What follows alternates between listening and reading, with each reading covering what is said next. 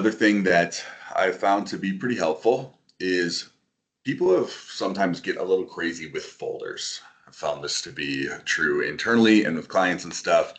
And sometimes you're just looking for like, so I'm in this Mark 8 project team here, and I know I'm looking for a file that I worked on yesterday, but I can't remember what folder it's in. And every one of these folders has 40 different folders under it. So I'm just going to go to the search here, and I'm going to search for star. And sometimes you need to go to view and change it to the details view, depending on what your default is. And now I can just sort by date modified. And now no matter what folder it got buried under here, I can easily find the file I recently worked on. This is something I literally use all the time because we have one folder for each client, and then we have like a dozen subfolders, and then we have a dozen subfolders underneath those, and it drives me nuts. So I just put in a star, find exactly what I need. This same trick also works if you are in the web version of SharePoint here. And let's find my SharePoint. So I need to get my sharing bar out of the way here. Yeah, and while you're looking for that, one request was if there was any way to make your pointer a little bit larger. Just because you're moving around a lot, which is good. Yeah.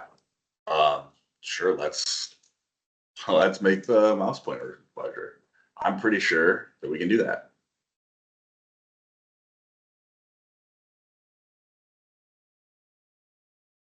Whoops. Mouse pointer style. Another unexpected tip and trick, right? Yes, apparently another unaccepted tip or trick here. So let's see if this, oh wow, that's maybe a little obnoxious, huh? Well, it's bold. All right. Like a little bar that you can make it a little bit. There you go. Yeah.